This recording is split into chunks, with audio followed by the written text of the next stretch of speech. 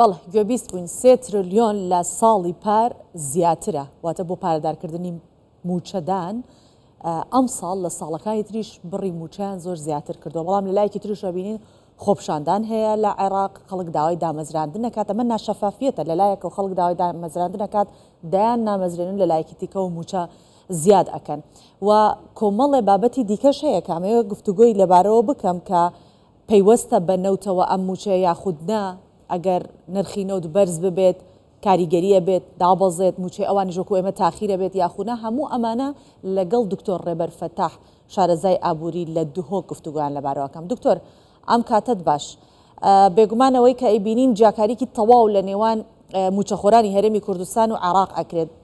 من و جەنابەت ئێستا گفتوگۆکەین ئەو جیاکارانە بە شێوەیەکی زۆر پوختە نیشان ئەدەین کە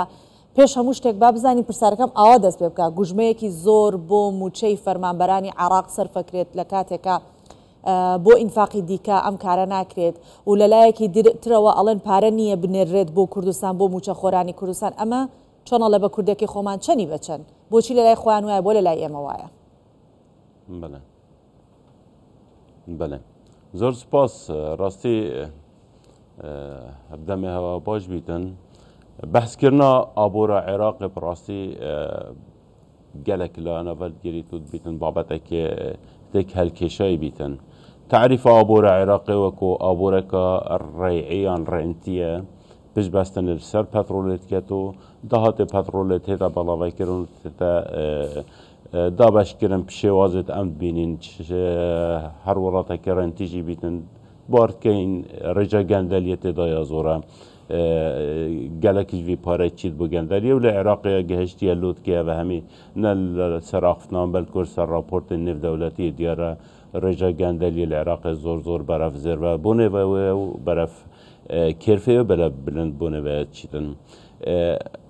Serahet em bêjin Iraq wekû yekeyeka aborî wekû welatek em neşên riyê aborî ve bêjin Iraq wekû welat e. Çünkü siyasetên Iraqiyên aborî, siyaseta diravî, siyaseta darê, gel siyaseta bazirganî hev guncanek nîne û êk desthilat nîne. Ji ber hindê jî wekû welatek yekeyeka aborî nîne Iraqê. Derwazeyên Iraqiyên cor bi cor hemî bin êk desthilat û bin êk qanûn da kar nake ji ber hindê dema siyaseteka bazirganî li Bexda neşet pêvête peydakirin menawê yekeyeka aborî nîne. Siyaseta darayî û geliya nextîneyî gelek ca hevdijiyê ku dikar dikin ew wezareta malayî pirêvet bet wezareta darayî pirêvet bet û yadî banka navendî pirêvet bet û gelek carat hevdijin. Lewma jî wekû sîfetê aboriya Iraqê yek sîfetê yekeyeka aborî nîne ku em şên vê ser bideyn. Lê rêjeya rentiya ihtimada we li ser petrolê sal bû salê ya zêde dibîtin. Ihtimala dîv datayet hindê ku petrol 105 GDP pêk înîtin ihtimala ev rêjeya hêdî hêdiya zêde dibît û ihtimala data jî hin dirist nebin ev rêjeya bilindtir bîtin.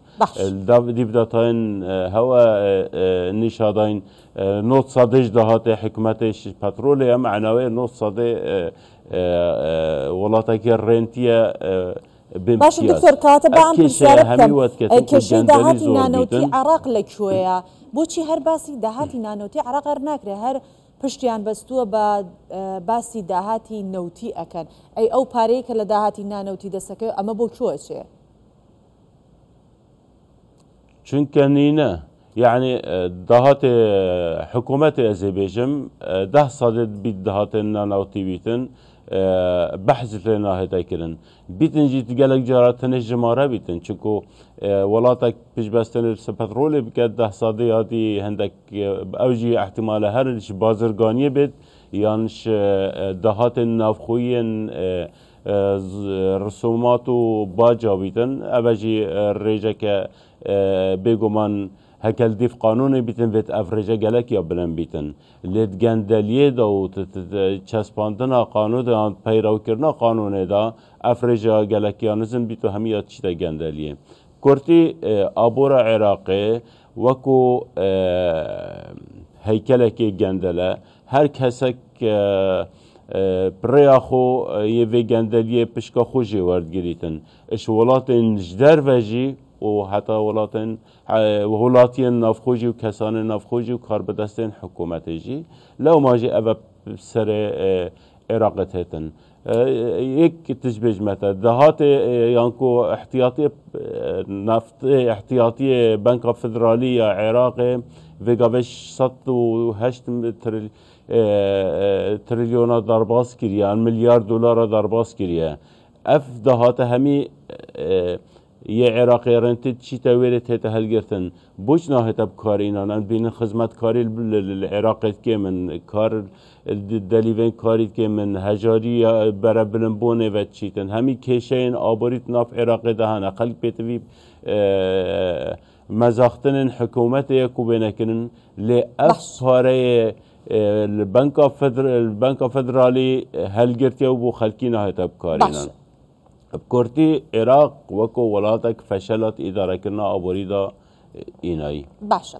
اگرم بحث مچاجی باش دکتر اما اماجه من با دهاتی نوتی و دهاتی نانوتیش کرد و جنابت اماجه بود کرد که فشلی هنا ولا آبوریا عراق بلام للایکی تروا خو اگر عراق برمیلی نوتیش بس $70 بفروشه هشتا کاریگری نخاطر سرموچه اوان وای درسته اگر نوتیش دا بازێت هەر بە هەمان شێوە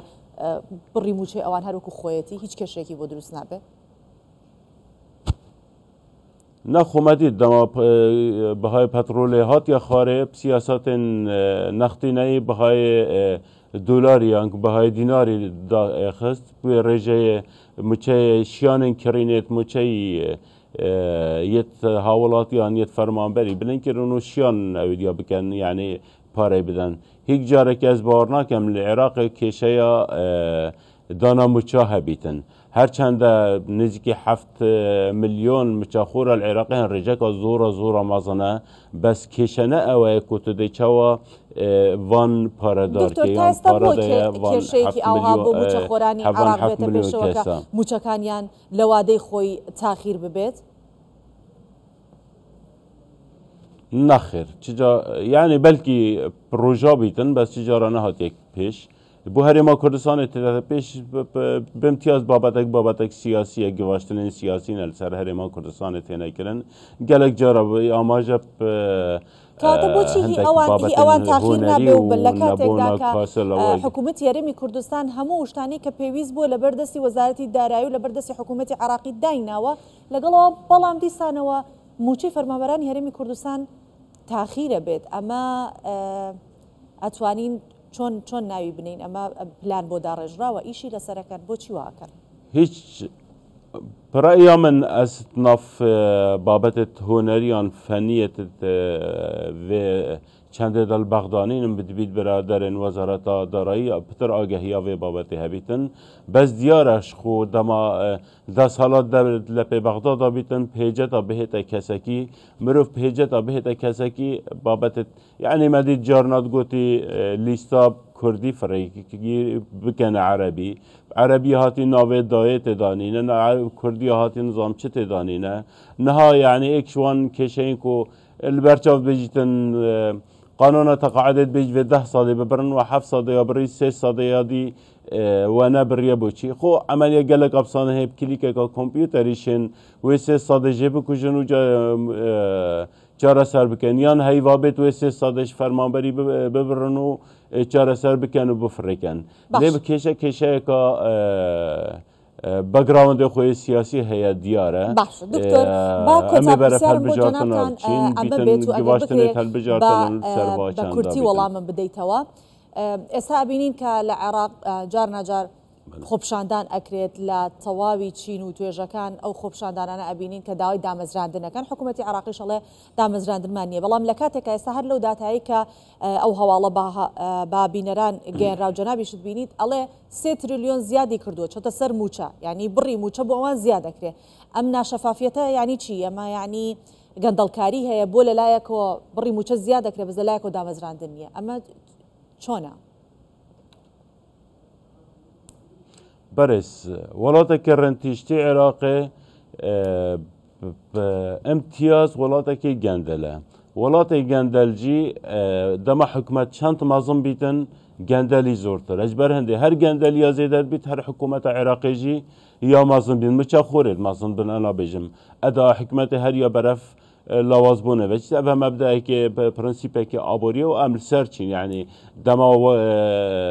گەندەلی مەزن بیت حکوومەت جیت گەلدا مەزن بیت دەما حکوومەت بچیک بیت و تێتە لێکدان گەندەلی جیت گەلدا